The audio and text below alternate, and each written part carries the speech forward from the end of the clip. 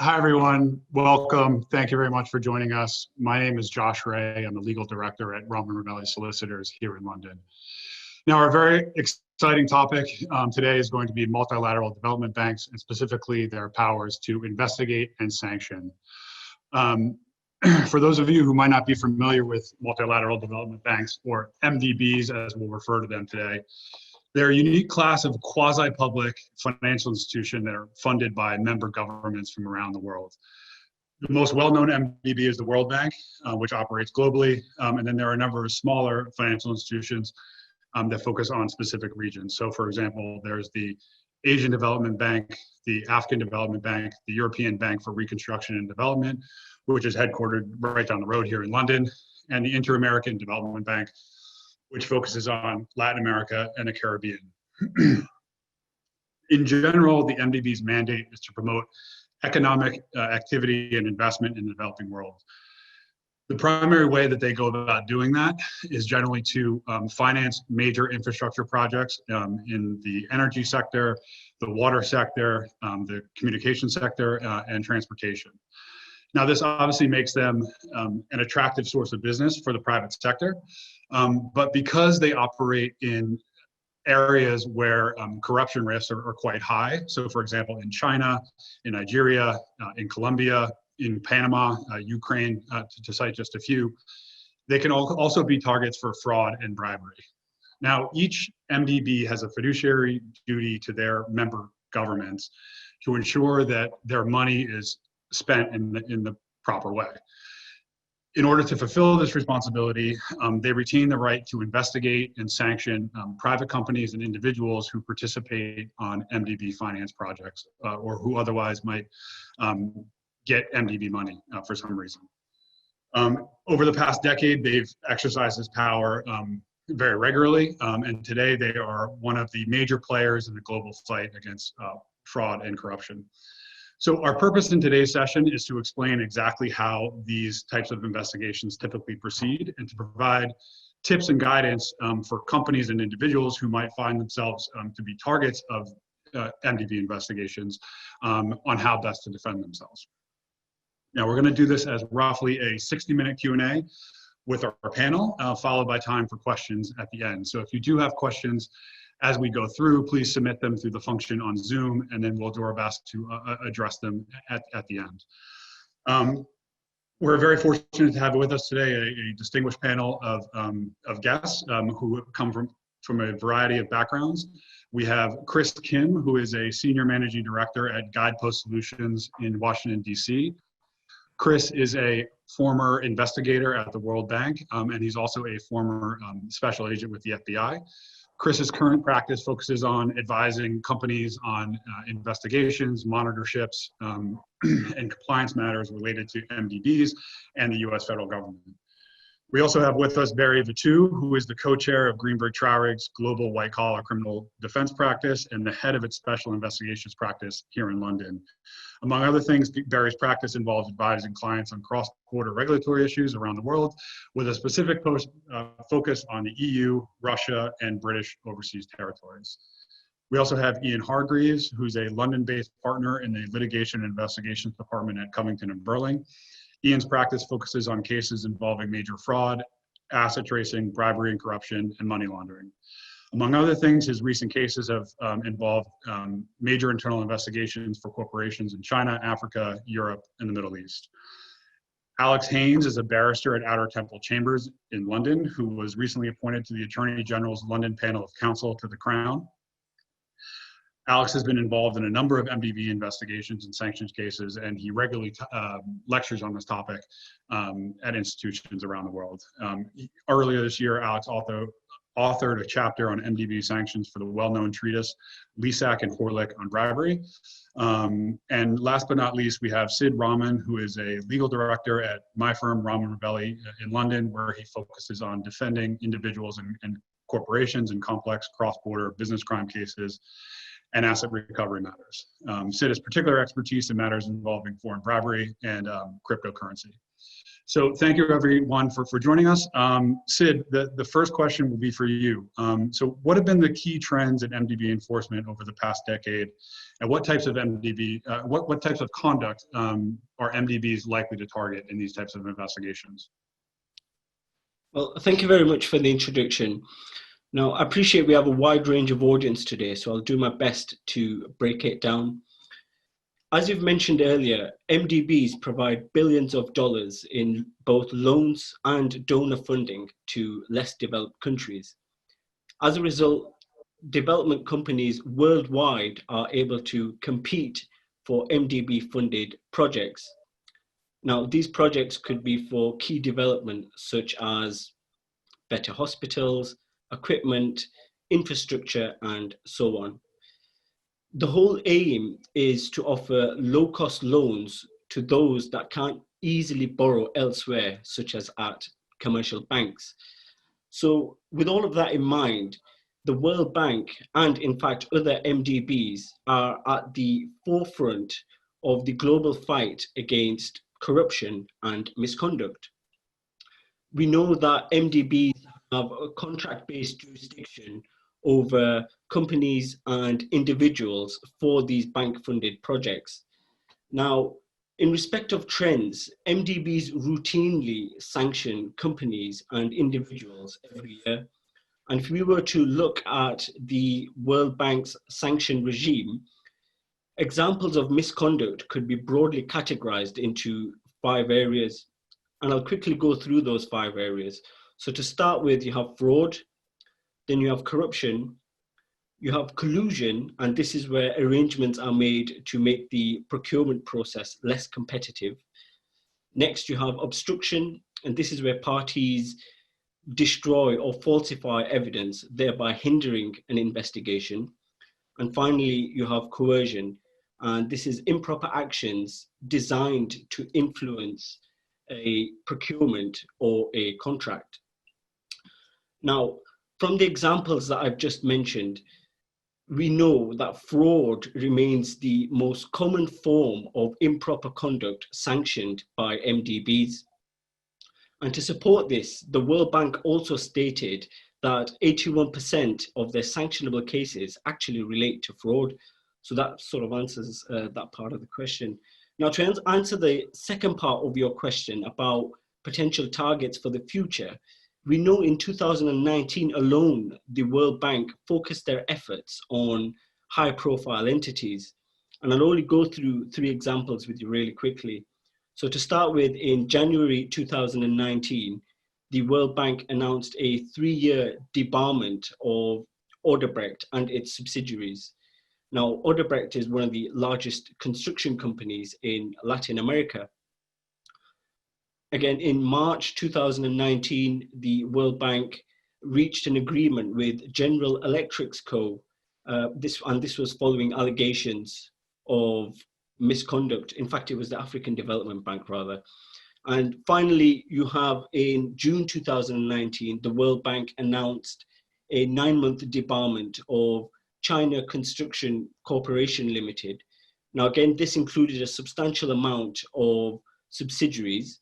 And what's important to note here is this is a state-owned Chinese construction company that had over $100 billion in revenue in 2019.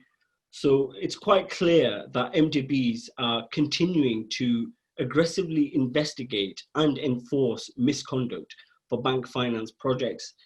And so on that note, my own view is that there'll be an upward trend in MDBs focusing their efforts on fraud and corruption at the highest level. Thanks for that, Sid. I think that gives everyone a very good framework for the rest of our discussion. Now, obviously, COVID-19 is on everyone's mind. So I'd like to ask Alex, what do we expect in terms of what the MDBs are planning to do in response to COVID-19 and the economic downturn that's resulted from that? And what do you think that'll mean for their anti-fraud and anti-corruption efforts? Following the effects of the pandemic to date, and also in light of certain predictions, MDBs have pressed on with a COVID response. A substantial amount of money has already been spent. We've already heard in the blurb for this webinar that they plan to deploy as much as their estimated 250 billion US dollars in spare lending capacity over the next year and a half. No COVID-related cases have, to my knowledge, reached the sanctioning or debarment stage yet. But of course, that isn't surprising given the early stage we're at. What we can expect cases to arise in all the emergency programs. So specifically, the increased lending is apparent in three areas. So firstly, the health sector. Due to the obvious concerns about health, there has been an increase in healthcare projects. Secondly, social protection. So the economic impact following the closure of businesses is obvious, and an increase in social protection projects include, for example, cash transfer programs. And thirdly, structural financing. There are huge budgetary support programs. I think the World Bank calls them DPL, so development policy loans, following the reduction of things like trade and tourism. And on top of those three increased areas, you've got continued infrastructure projects. So the nature of MDB financing, which, as Sid said, a blend of development assistance and international finance, makes MDBs vulnerable to a range of corruption risks from an array of different agents. And the bottom line, in my view, is simply this: when the funding is sped up, when the funding is increased, and when it's extended over different sectors, as is now the case due to COVID-19, those vulnerabilities also increase. And because of the MDB's fiduciary obligations to protect the use of their financing, so that the funds they provide can be used for the purposes intended, their independent investigative offices, the big and famous one is INT at the World Bank, are driven more than ever to ensure that the funds are put to proper use. So, in other words, there's a correlation between increased funding, sped up funding, more projects, more money, and the workload that these investigative offices, each MDB has its own investigative office, are going to do to monitor, investigate, and pursue cases. Yeah, absolutely. And I think the $250 billion figure that you cited is one of the reasons that we thought this was a timely webinar to host, because we can expect increased enforcement activity coming down the road. So Chris, given your experience at the famous INT office at the World Bank that Alex just mentioned, can you give the audience some insight into what happens within an MDB investigation department once information comes to them that there might be some sort of impropriety on one of their projects? Well, I think I appreciate the invite and being a panelist here. Initially, if there's an allegation that comes in regarding a misconduct, as Sid and Alex referred to, the allegation is vetted out to see if there's two basically threshold questions. One, is this a finance project regarding if it's an allegation to the World Bank Group, or if it's the Asian Development Bank, the Asian Development Bank. And secondly, if it involves one of those prohibited misconduct practices that Sid mentioned before, fraud, corruption, collusion, corruption, obstruction is one of the coercion.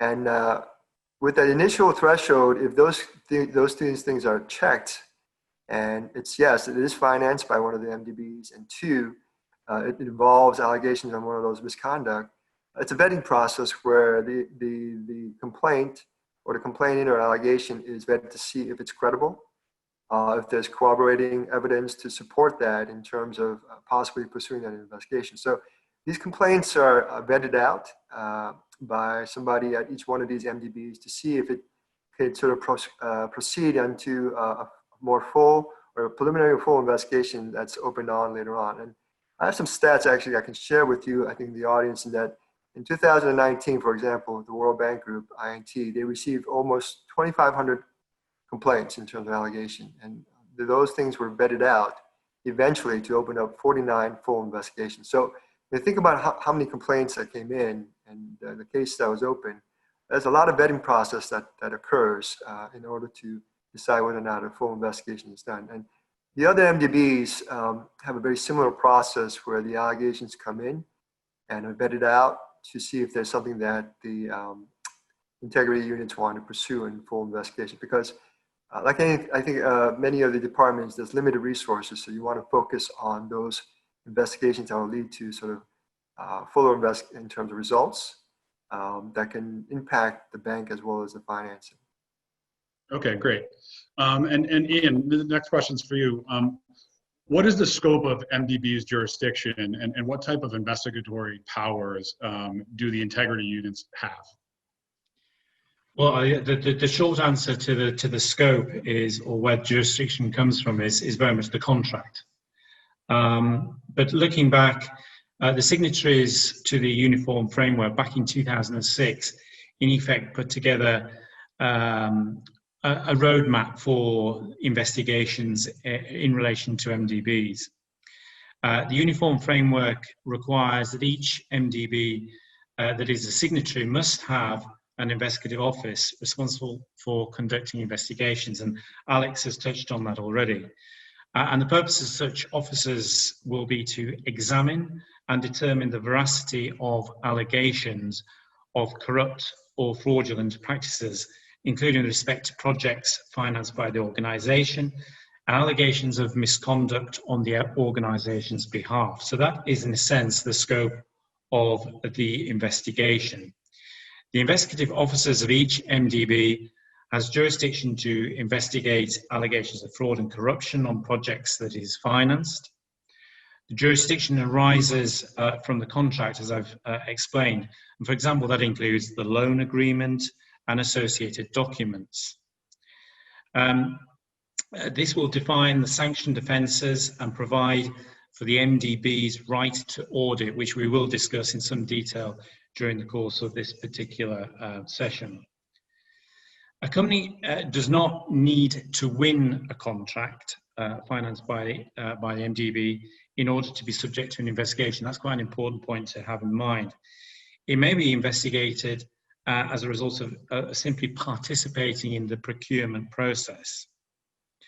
The MDB will argue that corruption at any point or any part of the particular process undermines the process, and therefore they have the discretion to investigate a particular entity that's been involved. Similarly, if a company wins a contract, carries out the project is successful, for example, any form of infrastructure project, as Said mentioned at the outset, those types of infrastructure projects, they can still be investigated and subjected to sanctions even if the project is complete. The MDBs do not have jurisdiction, though, over foreign public officials, although where there is evidence of wrongdoing on the part of such an individual, the information may be provided to a national law enforcement body in the relevant country, and we will look at the overlap between MDB investigations and investigations carried out by national law bodies. The investigatory teams of MDBs are not necessarily restricted by domestic legal systems and can operate in accordance with their own rules. MDB investigators are free to travel and interview anybody they understand to have information that might be relevant to their investigation. And since September 2012 and the introduction of the harmonised principles on the treatment of corporate groups, this now specifies that generally sanctions will be applied to all entities controlled by the subject of the investigation. Includes sanctions applied to parent companies will also apply to any subsidiaries in the same group and vice versa. Under these principles, the burden of proof will be placed on entities to demonstrate that they are free from responsibility for the prohibited practice, and that the imposition of sanctions would be disproportionate. So you can see the breadth of the scope of any investigation and subsequent sanctions. Now, the investigatory powers, once the investigation is underway, MDBs may request evidence in the form of documents or in electronic form or otherwise, and may also undertake employee interviews or site visits as part of an audit process. Again, very much driven by the contractual terms. And unlike a criminal investigation, there will not be unexpected arrests or dawn raids. In fact, the reality is an MD investigator does not have the power to subpoena documents, does not have the power to compel witnesses to attend interviews, and certainly doesn't have the same powers of the search and seizure provisions that appear both in criminal and in civil regimes such as the English courts. MDB investigators will have full access to all financial records regarding the funding arrangement associated with the lending arrangements on any contract, including details relating to subcontractors.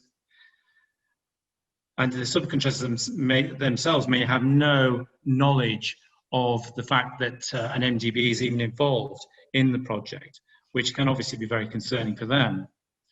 World Bank investigation teams tend to be comprised of a diverse mix of lawyers, ex-policemen or servicemen, individuals from the large accountancy firms, and there tends to be a range of nationalities in relation to those teams. A high level of competence should be expected from those particular teams. There can be a range of approaches carried out by the particular investigators, and therefore a certain amount of flexibility needs to be applied. There is no limit on the duration of the investigation phase, and these investigations can actually take years. Clearly, it can be extremely frustrating for clients, and that's one issue that needs to be addressed at the outset, managing expectations. But during the investigation, if the investigators perceive there is a particular risk of further criminality, a temporary suspension of the company in question will apply. So the principle of innocent until proven guilty will not necessarily apply in an MDB investigation. Interesting. All right. And so Barry, how do these types of investigations generally begin? And what can a target expect in terms of the types of documented interview requests that Ian just walked us through? Okay, well, thanks, Josh, and good afternoon, everybody, from sunny UK. Well, first of all, just picking up on what Sid had to say, there's got to be some sort of suspicion of sanctionable conduct at the end of the day. So to recap, fraud, corruption, collusion, coercion, obstruction, that sort of thing going on. It's just worth keeping in the back of your mind that not all banks are necessarily the same.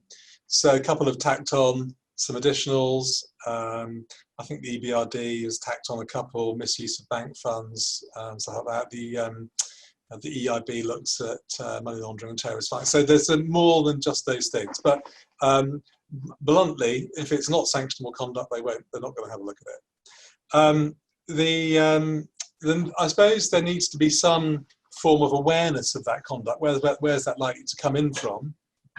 And it's already been mentioned that the stats that they've, which I think circa 5,000 turn into very few investigations. But you can have the usual sort of gamut of whistleblowers, that sort of stuff. It could be, and I know that this is going to pop up a bit later, so I won't go into it now, but there could be intel that's coming in from local law enforcement or other law enforcement agencies, other banks. Again, we'll touch on that a bit later. So those are the sorts of things that can trigger interest. It's already been mentioned that, of course, there's going to be a contractual relationship in many cases with the target. And so, of course, there's more scope for a proactive investigation. When I say that, I mean proactive on the part of the relevant bank. So not just because you've had a whistleblower or there's been a front page news story. There's an ongoing contractual relationship. They will have rights as part and parcel of that relationship, and they may be sort of hearing other things as a part of that relationship. How they might start, and they can start again. I mean, the banks are. I would say they share many common traits, but then they will do things sometimes a little bit differently to each other as well. But an example might be, a good example, and I think Ian's touched on this already, is they might invoke audit rights. They think they've got something they're interested in. They don't necessarily want to tell you what that is at this juncture, so they're going to go in with some audit rights and just go and have a sniff around. That might be one way of doing it. So if you've got a client and suddenly audit rights are being exercised, then that could be an alarm bell that could ring. In many of those cases, the target company is going to know that there's something out there that's being the catalyst for those audit rights being exercised. But the chances are they won't necessarily know what the specifics are for that catalyst. And the audit rights are going to be exercised on the basis that the banks don't necessarily want to tell them what the catalyst is for it. They don't want to tip anybody off. They don't want. They want documents preserved, all that sort of stuff. Sorry, let me just get rid of that. Cool. So that might be one way. Others might do it slightly different ways. So, for example, you might get, and I think Ian did touch on this, from some banks, you may get a request for a meeting to talk about issues or things. It might be quite surprising / shocking to this audience that meeting may not necessarily go via in-house counsel. So it could be that your project manager gets the call for a meeting of this sort of ilk. So you need to basically be aware and have systems and protocols in place to make sure that if that sort of thing comes in, that in-house legal are all over it for obvious reasons. Because the banks will be treating, although that sounds like an informal thing, the banks are likely to treat that in quite a formal way. There'll be somebody coming along recording what's being said. And of course, we all know the importance of those sorts of initial conversations. Can be an email asking for information, all sorts of things. that would be, those are all examples of where the bank is basically, has an idea, is feeling its way, is looking for information. At the other extreme would be where the bank thinks it's got enough at this stage. It's pretty much done its investigation. It's pretty nailed on about what's going on. It doesn't really need to embark on a broader investigation. So you just get a show cause letter out of the blue. It's very specific about what the allegations are. And in those circumstances, the target would have the opportunity to respond. But broadly, those are the sorts of things that might be the opening gambit for something like this. Sorry, Barry, is it fair to say that when a company is first receives an audit letter or some sort of contact from the MDB, that the vetting process that Chris described earlier has already been conducted, which is to say, can a company expect that they've already determined, at least at a preliminary level, that there has been some sort of misconduct? Well, I think they might think that there has. I don't think it necessarily would be a foregone conclusion, but there's something there that they are interested in investigating. So it's risen back to that level. But I think they're open. If they're not open, they should at least be receptive to having explained to them that they've got a firm grasp, but perhaps at the wrong end of the stick, right? So that they're not completely closed to some other alternative explanation for the red flag suspicions that they've got. I just thinking about your next question, which was I'm just trying to remember what that was. Sort of defensive steps. Is that right, Josh? Yes. Yeah. So I don't think there's any real magic to the defensive step stuff. I mean, obviously, as a precursor to that, given that it's conceivable that somebody that's not the in-house team might receive a request which could be somewhat more formal than they anticipate, then obviously I would recommend that at least companies are alive to that and set up a process. So if they've received that sort of contact, that in-house legal get involved. But then essentially you are in the same situation that you would be in the context of any investigation, I think. Namely, if I were advising, or when I advise companies in that situation, you plainly want to, if you've got an idea of what it's about, stop and preserve that sort of stuff. If it's an audit, then I think you've probably got a lot of questions to try and understand what sort of issues could be in play, and take those sorts of, and take steps that are appropriate to that. But I don't think, if you're in the, notwithstanding no powers of arrest, no powers of subpoena and that sort of stuff in the contractual relationship, I don't think they should be taken any less seriously. They should be taken at least as seriously. And while the banks don't have those powers, of course, they will have relationships with some law enforcement agencies, and I think we're coming to this bit later. And so it's certainly the case that they can sometimes work in tandem or try to work in tandem. So it's not like you don't have a risk, it's just that it may not come in from them. So take it very seriously as you would in a normal way, would be my advice. Okay, and Chris, so just touching on what Barry just covered in terms of taking this seriously, I mean, I think there's cause to believe that the banks also take this quite seriously. So if you could walk us through the types of resources that the banks invest in their integrity departments, and the number of investigators and where it sits within the broader organization, I think that would be helpful. So a lot of, I think what Barry mentioned in terms of taking these things seriously, I would just echo that. Especially with the audit letter. I think if a company receives an audit letter, that ratchets the severity of a case higher, just because, as I mentioned before, there's limited resources. And if an audit is being executed in terms of the contract, presumably there will be a forensic accountant assigned to that. So, if you look at the stats, again, a lot of this is public information. The World Bank Group, INT, where I used to work, when I started there in 2011, we probably had close to about 100 staff members. Due to some, I think, budget challenges, that number has gone down to about 77 in 2019 in their annual report. Now compare that to the Asian Development Bank, which has probably half, or I think 30% in terms of financing. They have about 36 staff members in terms of their reporting in 2019 in their annual report.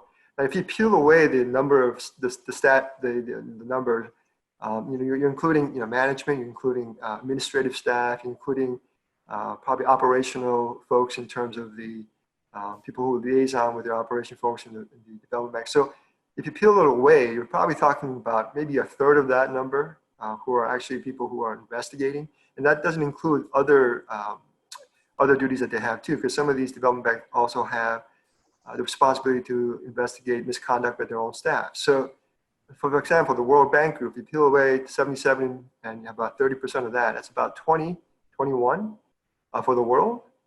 So when you think about that, the numbers are not that much in terms of when you have the responsibility to investigate allegations in the whole world in terms of regions.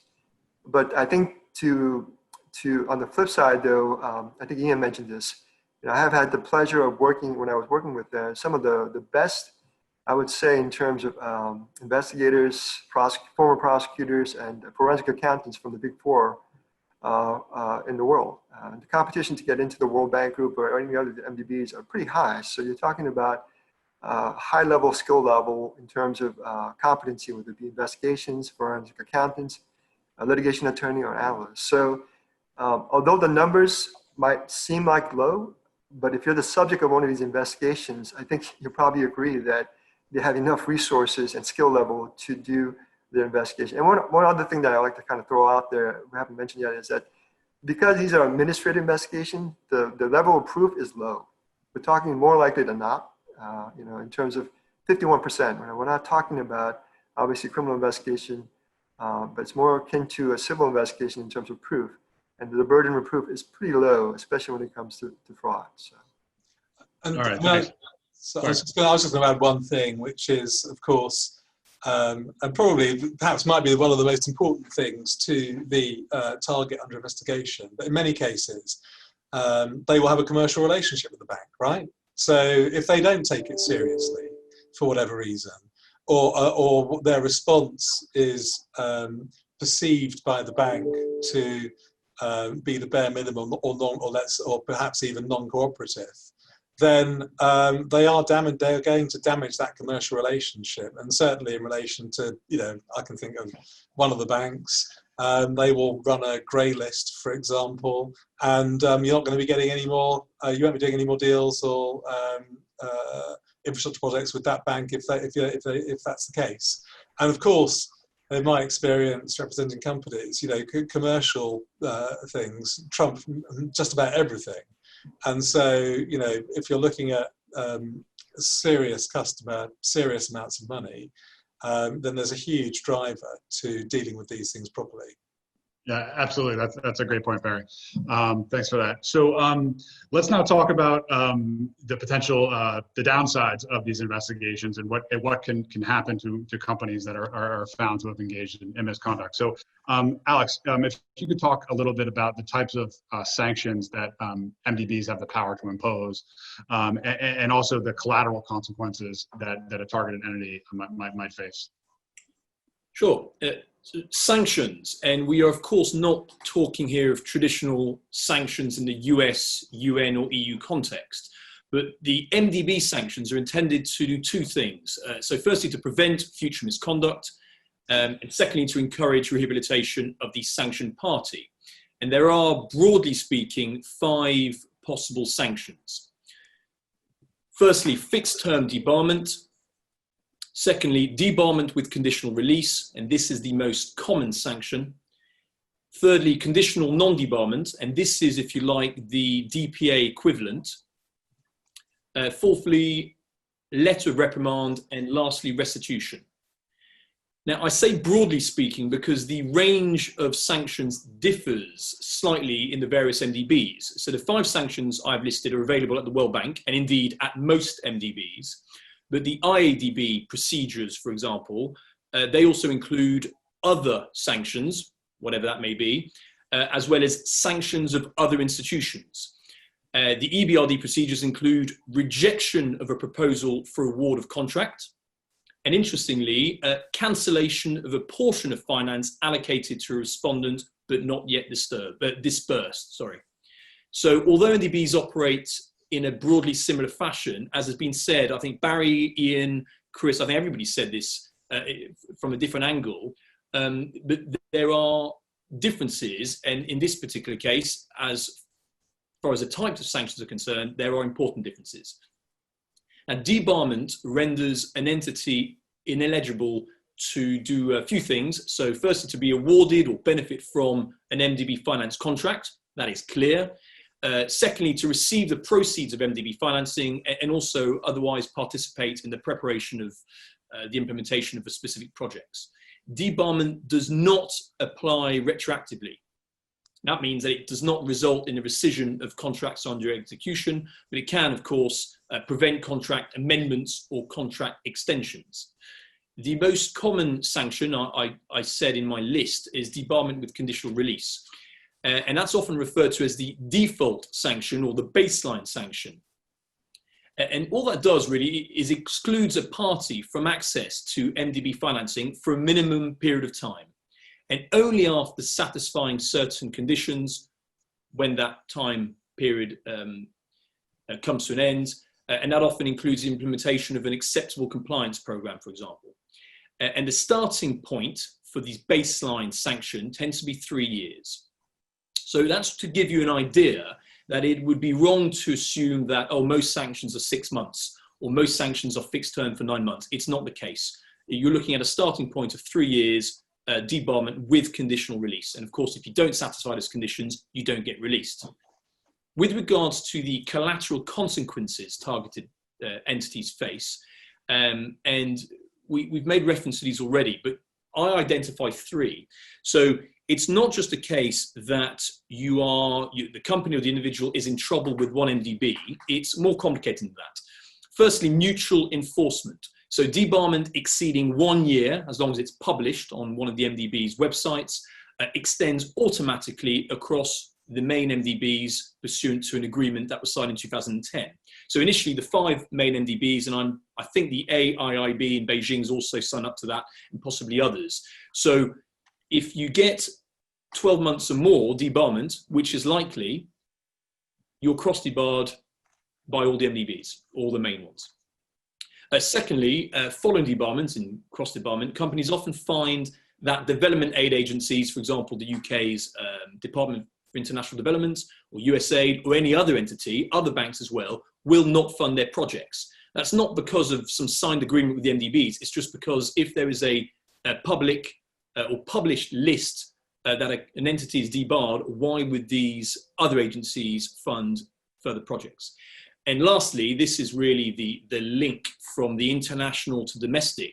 MDBs can and do refer matters to national enforcement agencies, for example, the UK's SFO or the US DOJ.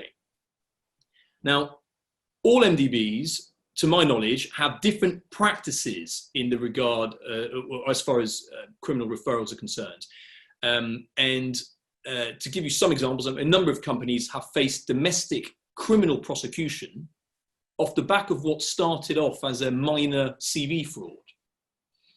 The EBRD sanctions procedures illustrate this innovative provision rather well.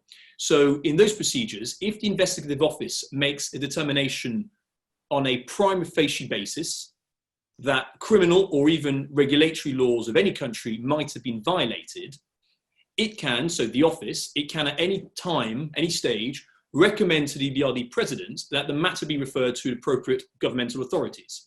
So that transcends the international administrative framework.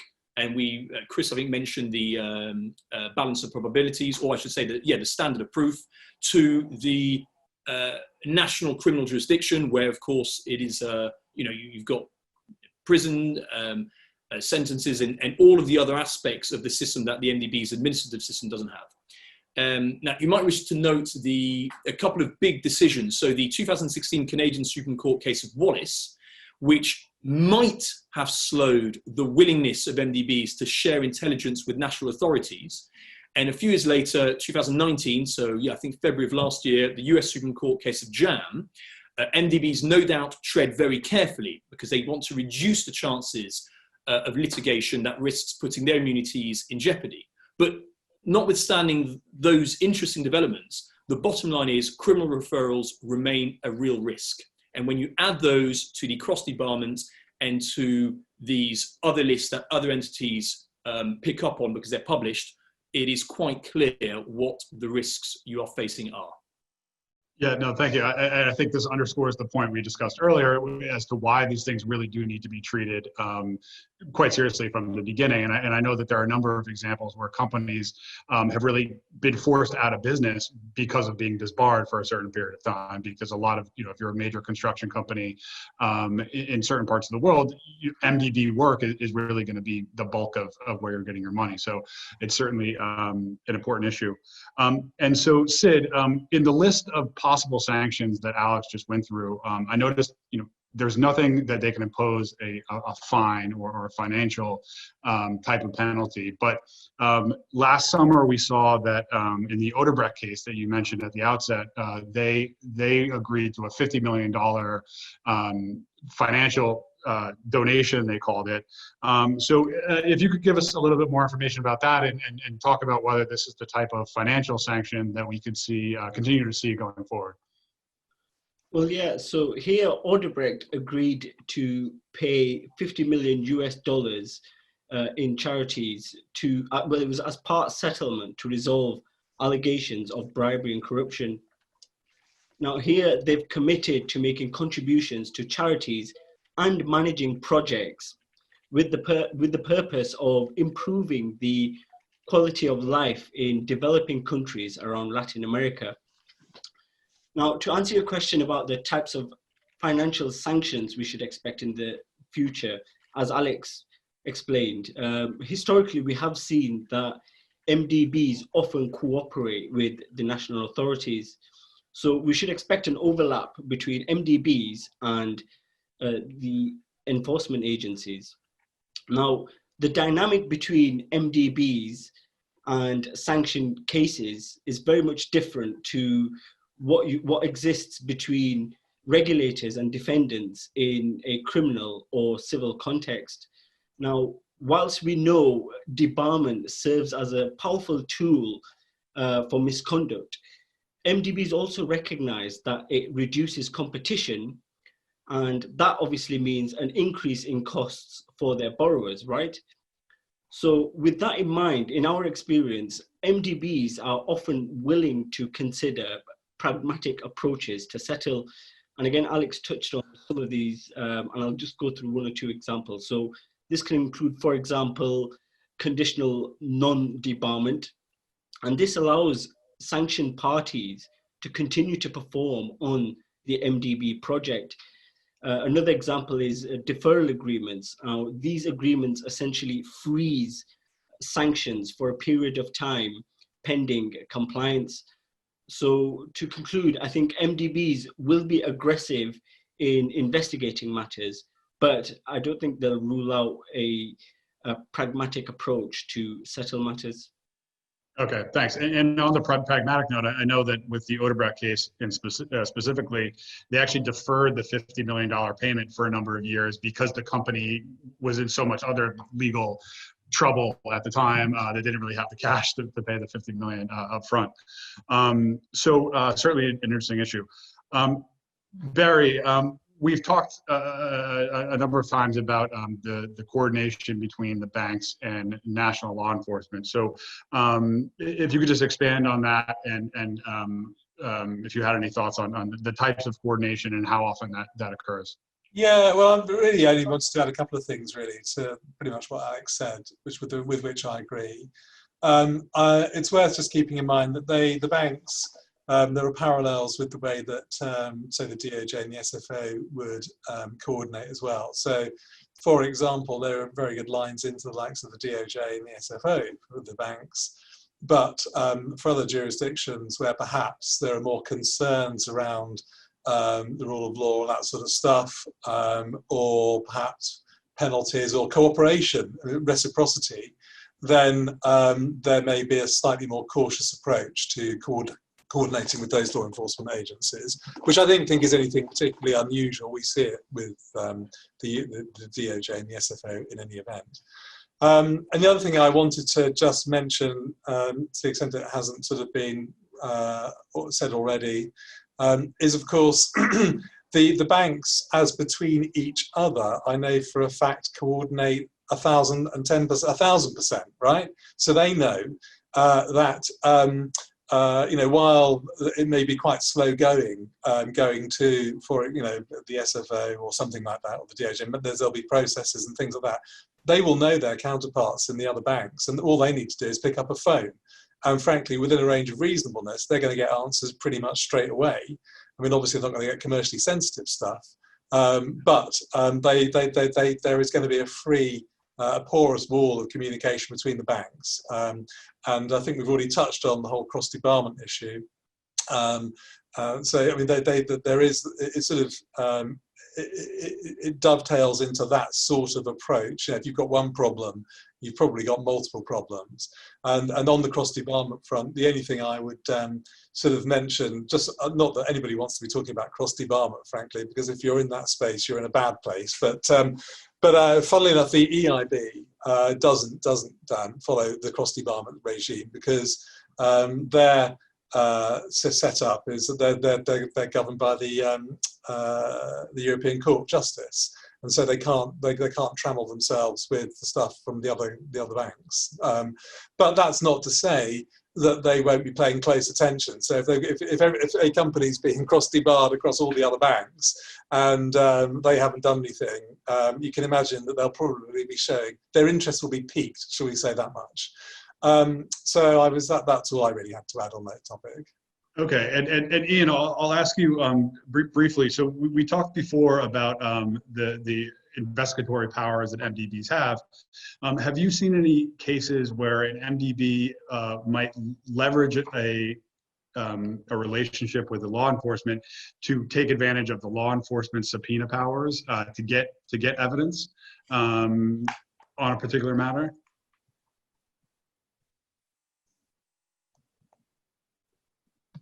We know that it happens, and we hear of it all the time, that there is a huge amount of cooperation and discussion that goes on between the MDBs and the national law enforcement agencies. And it's a two-way stream in a sense, in that not only is it a case of the MDBs transmitting information to local or national enforcement agencies, but we also are aware of organisations such as the Department of Justice, the SEC, and the Serious Fraud Office actually joining in the MDBs into their deliberations, into interviews, into the process. So it definitely is a two-way street as far as that is concerned. And I think it's important to note, and I think Alex did to an extent, but it does create confusion and or difficulties for targets of these particular investigations. And we've seen that on a few occasions recently. For example, this whole concept of immunity of witnesses, for example, immunity of evidence, which the MDBs in their wide-ranging powers may well be able to give to individuals who they interview, for example. Well, those sort of rights don't necessarily translate to national law enforcement agencies. And we have seen from time to time where individuals may well have regarded themselves as being immune as a consequence of deals done with the MDB, that national law enforcement agencies haven't necessarily seen it in the same way. And it's not to say that if an investigation or sanctions are not imposed by the MDB, that there aren't going to be consequences for the company itself from a national law enforcement agency. And that was probably most obviously seen in the S&C levelling case, the Canadian case, where the World Bank had discovered evidence suggested bribe had been paid in relation to a Bangladeshi matter, a Bangladeshi infrastructure, bridge building infrastructure matter. But the World Bank had decided not to take any action at that point. But the Canadian law enforcement agencies did take action. And therefore that caused significant hardship for those concerned. I mean, it subsequently transpired that the World Bank held back loans that it had provided to Bangladesh in relation to other matters as well. And it imposed pretty stringent conditions on the Bangladesh authorities to ensure that they were monitoring and investigating matters at their end. So there is a lot of conversation, a lot of discussion between the various different agencies.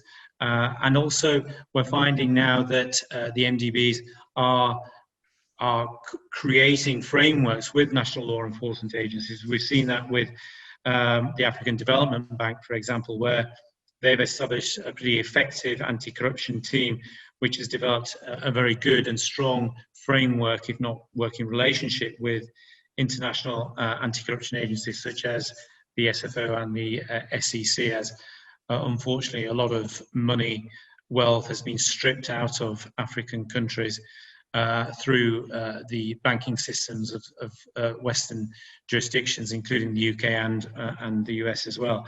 So these frameworks are being discussed from between the MDBs and national law enforcement agencies, and will continue to be done so over the next few years. So I think this is probably one of the biggest concerns that companies have in dealing with MDB investigations. Okay, thanks for that, Ian.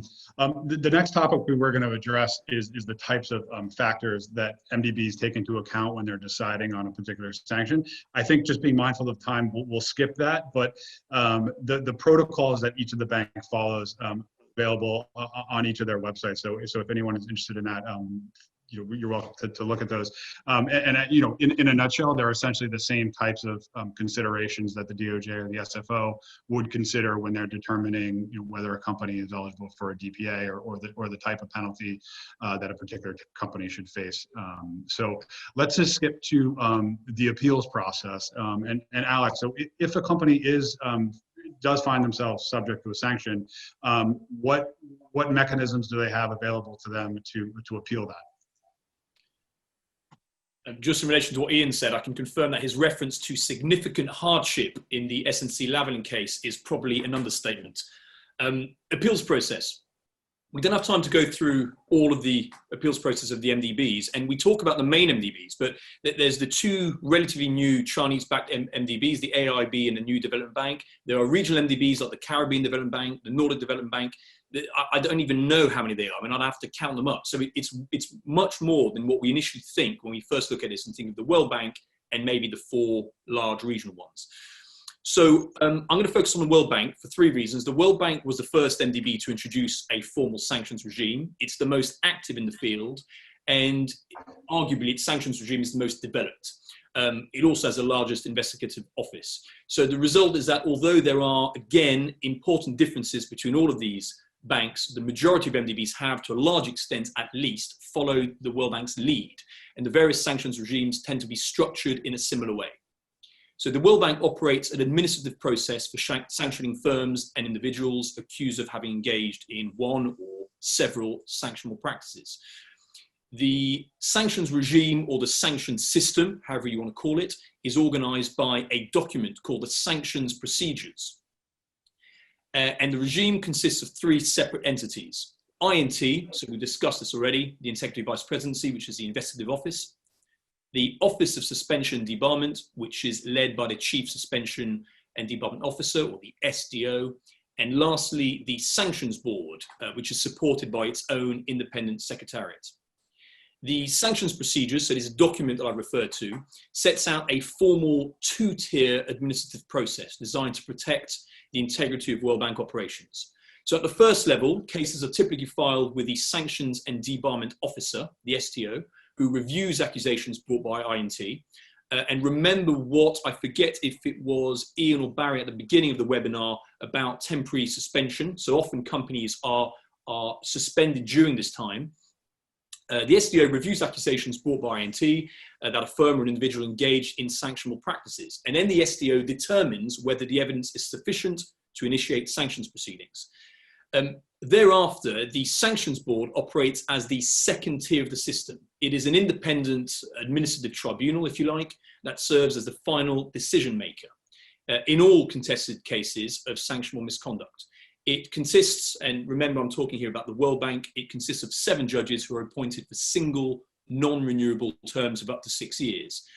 This is important because over the years, the systems have evolved, but it didn't always used to be non-renewable terms. Then you had the system where you had judges who had renewable terms, which is a bad practice for obvious reasons.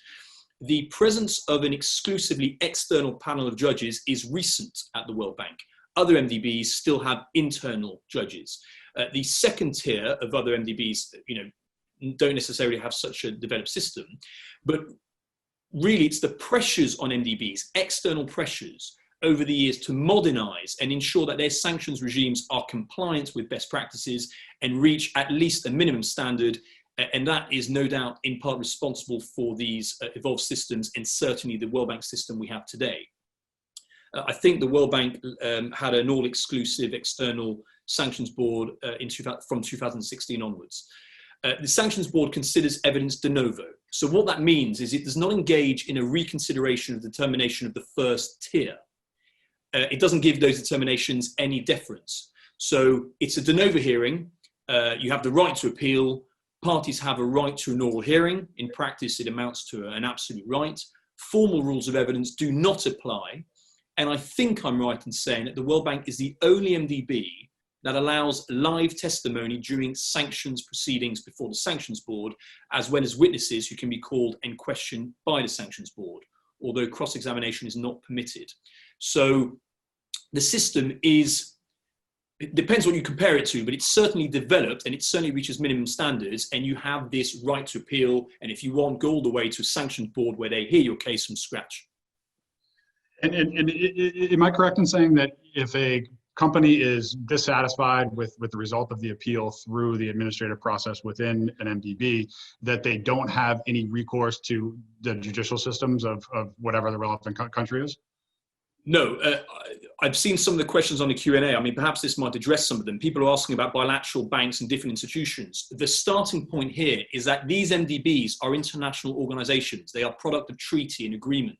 They are products of public international law. They all have immunity.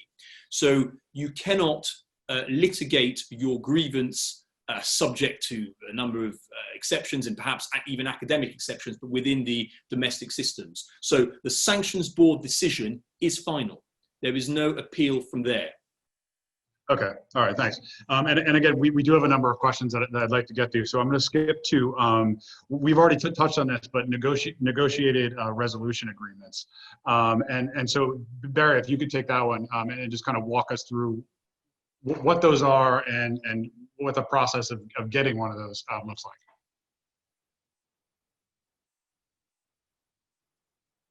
I think you might be muted, Barry. Bingo. There we go. There you go. Yeah. I've got, maybe in about 2025, I'm going to get the hang of this. Yeah, so we're taking the World Bank example. So companies have the possibility of resolving a matter through a negotiated settlement. I mean, obviously, the usual sort of benefits, I suppose, apply, and namely, it's going to save a bunch of time and costs, or at least that's the PR. I think, I mean, I would just say, and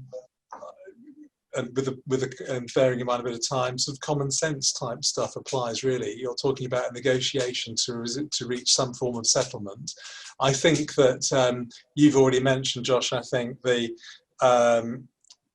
sorts of considerations in the context of looking at outcomes, that sort of thing. You know, I think that companies, I mean, this is a sort of slight stepping back and a slightly more broader point really. A company that has a problem has a problem. You can't, you know, it is what it is. It's not a common refrain when you're sort of faced with one of these things. And so what often, and everyone probably on the call knows this anyway, what sets one, sort of marks one company out from another company out, in my experience, is their response to the problem, right? The problem may be the same. There may be a question about the scale of the problem and how high up it goes, but then what happens next is the really important piece because you've got the problem. And that's going to impact across the board, really, in your dealings with the bank on all sorts of different levels. So I think it's so important. I know we've said already, you've got to deal with these things on they've got to treat them importantly. But I just think that I regard it as common sense. But I'm sort of staggered that there are still sort of debates being had, for example, around cooperation, right? And people saying that, well, we're cooperating, and then a bank comes back and says, well, you're not really cooperating. We're asking you for this stuff. You're supposed to hand it over. Where's the bit on top where you are going above and beyond to help us out to get to the bottom of this resolution? Where is the censure of the people that did it? What have you done to fix it? All of that sort of stuff. And that's going to play across the piece really well in looking to come up with a resolution of this matter, however that resolution looks at the end of the day, whether you decide to resolve it through a settlement or otherwise. So that's sort of my take on that, with an eye on the clock. Yeah, and we are almost done here, but I'd just like to ask Ian quickly, in your experience, what is it like negotiating with an MDB versus negotiating with the SFO or negotiating with the DOJ? Well, first and foremost, it's always an issue with your clients as such, in effect admitting culpability. I mean, getting over that hurdle sometimes is a bit of a mission, because clients, you know, especially where this involves an MDB, can be very concerned as to, well, all it was a mistake. Really, you know, I misrepresented something in a document. Really, it wasn't an issue, a significant issue in relation to the bid itself. Why should I be going through this process, and why should I be admitting to any form of culpability in this sense? And getting them over that hurdle can be very difficult indeed. I think you've got to accept that when we talk about settlement, it doesn't always mean that it is necessarily going to be negotiated as such. In many cases, it's almost a done deal at the point at which the MDB comes to the target entity. It may be that they've obtained very useful information or evidence from a competitor, for example, who's blown the whistle on them. And therefore, it's not so much a settlement negotiation, it's more a you know, lying back and taking the pain, basically, at the end of the day. Although that can still end up in a negotiated settlement as such. I think clients have to be quite aware that they don't have an equal bargaining position in this. And they have to be flexible in their approach. They have to consider ways in which they can offer things up to the MDB concerned. Can they offer information relating to other competitors in their sector? Do they have information which might assist the MDB in relation to wider issues? So they have to think and sometimes be quite innovative in the way in which they approach these negotiated settlements. And they, at the end of the day, they have to consider flexibility. They have to almost consider whether there are any issues which are bet the bank issues for the company itself. For example, as was mentioned by the Odebrecht settlement, in a sense, will reaching that settlement result in the company becoming insolvent?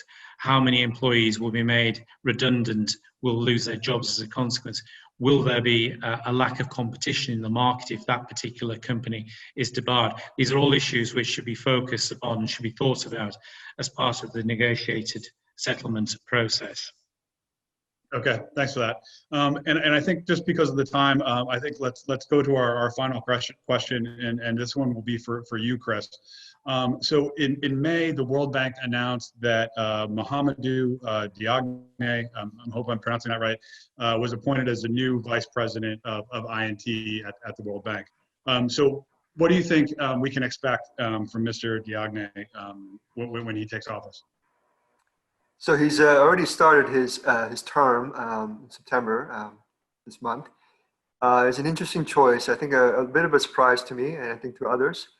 He's the first non-lawyer that's heading the Integrity Vice Presidency in terms of skill set. He's an auditor by background in terms of his own experience and skills. And when he was at the Global Fund, he did manage both investigative and audit functions. But I think one of the reasons why he was chosen is he was a former director at the World Bank Group, and so he has a pretty thorough knowledge of the way the World Bank Group operates, I think, in terms of the processes as well as the politics. So I think that based on what I've seen about his background and what I've sort of heard in sort of the scuttlebutt here in DC, that the choice that he makes, recently they advertised for the Director of Investigations about a month ago, and it should be probably public soon about who they choose to select. That should be telling in terms of what kind of approach I think that INT will be taking. I have a feeling that MD, Mohamed Diagne, who they referred to as MD, will probably be more managing the internal sort of politics and in terms of managing, I guess, the external sort of relationships. But I think the key will be the Director of Investigation that is selected. And if that person is a former prosecutor or maybe former law enforcement, I think they'll probably take more of an aggressive approach in terms of these investigations, maybe high impacting cases in terms of corruption and collusion.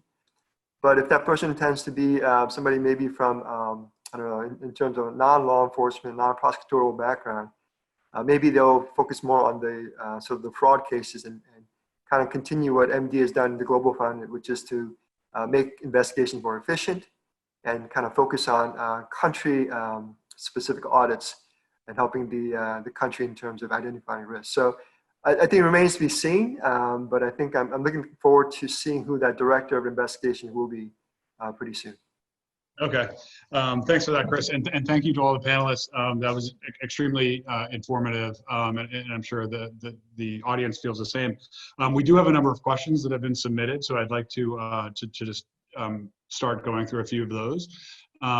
So the first one is it the case that the powers the MDB investigatory teams have come from the fact that the companies taking part in a procurement process agree in advance of the procurement to subject themselves to this uniform framework mentioned by Ian? So Ian, since you're mentioned in this one, if you'd like to take that, feel free.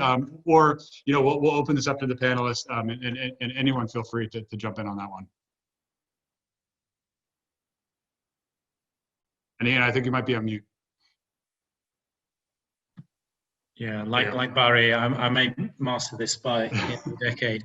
Again, the simple answer to that is they are signing up to a contractual commitment obligation they're signing up to the uniform framework and all the guidance and regulations that have followed the 2006 framework.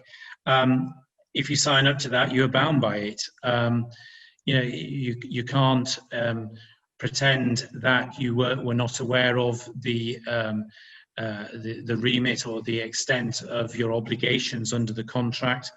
That's one reason why it is really important to train your employees so that they understand what the consequences are of committing sanctionable offences, that there's a thorough understanding within the business of what it means to be signing up to one of these particular contracts, so that you're not facing these issues for years to come.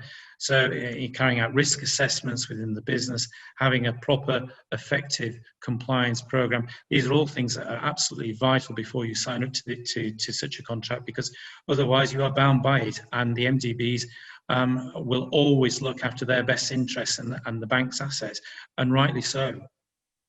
Absolutely. I mean, I think for companies, in the same way that they would put in a compliance program to potentially fend off DOJ or SFO, they have to basically give the same sort of considerations to MDBs. So, all right. So the next question is about a topic that I don't believe that we've addressed. So within the MDBs, they all actually have an internal investigation program, which is to say that they investigate wrongdoing within the bank and among the bank's employees. So this person's question is whether the panelists have any thoughts on how thoroughly those internal investigations are generally conducted and how those generally proceed. So Chris, I assume you might be the best person to answer this. So if you don't mind giving your thoughts.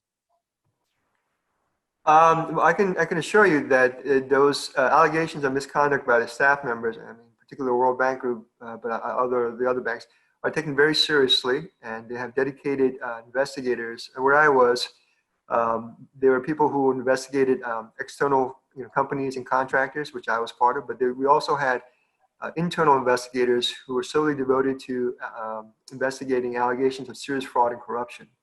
And it's a very serious matter that they handle in terms of pursuing those investigations, and it's done very thoroughly. I mean, as you can imagine, if there's one bad seed internally, that can affect many projects. So, I mean, one of the cases that I had when I was fortunate enough in one of my investigations led to a World Bank Group insider. His name was, it's public information, it was a UK citizen. His name was Wasim Tapuni.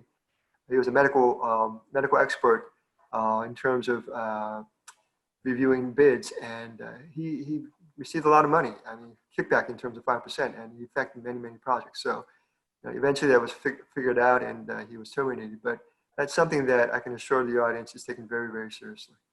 Okay, thanks for that, Chris. And I think we'll just do one final question, and this one we'll do about whistleblowers, which is also a topic I don't think we've addressed in detail. So what do the banks do to protect the anonymity of whistleblowers and to make sure that they don't suffer any retaliation for making a whistleblowing complaint to the MDB? So not sure who wants to take this one, but if we have any volunteers, this will be the last one.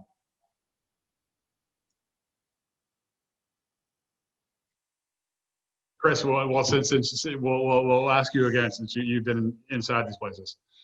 I think I've spoken too much. I do think that whistleblowers are given special attention in terms of their identity. I mean, a lot of it depends on whether or not they want their identity protected. But again, it's the same thing as allegations of misconduct by staff members. Whistleblowers are provided confidentiality if that's what they need and require. But on the other hand, sometimes whistleblowers, in order for them to do good, they have to cooperate and in terms of providing evidence, and that might be their interview of their witness. So it's one of those things that I'm sure each MDB has their own little nuances, but some of the bigger cases that I had were from whistleblowers. So they play a pivotal part in terms of I think anti-corruption efforts, but they are taken seriously in terms of providing confidentiality that's required too. Josh, if I may, just off Sure. the back of that, the differing standards within the MDBs in terms of due process or general process is remarkable. And I mean, I have no real concerns about the quality of the whistleblowing program within the World Bank, but I do have concerns about that in other MDBs. I mean, interestingly, sometimes the problem's the other way around. Companies competing against others will make up allegations to try and slow down their competitors. So actually the whistleblowing process can be used in that way as well. And the same goes with the disciplinary systems. Some of the processes put in place within certain MDBs are really worrying. I mean, the World Bank, I've said, is on balance more developed than others. But I've seen it from the other side. I've seen INT pursue its own staff for between 2 and 3 years, investigation that shouldn't have taken that long, only for nothing to come out at the end. So I think I just say that to respond to Chris because of his experience, but I've seen it from the other end, representing individuals who are pursued by their own offices. And it is, I think we agree on this, it is absolutely fair to say that they take these very, very seriously. And sometimes almost perhaps too seriously in terms of what they focus on. But again, that depends on experience. And are there any banks who provide any sort of incentives like the U.S. government does for whistleblowers if there is some sort of monetary recovery at the end of these processes? Or is this just they're encouraging whistleblowers to make a report out of the goodness of their heart? I have no knowledge of any system within an MDB framework that compensates whistleblowers in that way, but I could be wrong on that. Okay. I think generally it's to do with the whole integral process, and that's why you should consider, having whistleblower procedures as such. But to be honest, that's something that should be encouraged, in my view. I think it's something that should be looked at because, like you mentioned, Josh, in the US, because there's incentive for whistleblowing, you'll see a sharp increase in whistleblowing in general. And when you compare it to the UK, there are no rewards or incentives just generally for whistleblowing, and you can see that as a result. So you don't see that many cases where, in fact, cases are coming out as a result of whistleblowing in the UK in comparison to the US because of the reward and the incentives that you generally see. No, for sure. I mean, I know that's been an actively debated topic here in England for a long time, and whether they should institute the type of rewarding regime that we have in the U.S. Well, I think we'll call it there. Thank you again, everyone, for joining us. Thank you again to the panelists for taking the time to participate in this. I apologize if we didn't get to everyone's questions. If anyone still has outstanding questions that we have not answered, please feel free to email them to me or to any of the other panelists, and I'm sure we'll do our best to answer you. But so on that note, just thank you again, and hope to see everyone in person at some point in the future if the world gets back to normal. But we'll see how that goes. But I see Barry shaking his head, so not a lot of optimism on this side of the Atlantic. But we'll take it as it comes. But this was extremely interesting, and thank you everyone so much again. So talk soon. Thank you. Goodbye. Thank you. Bye. Thank you.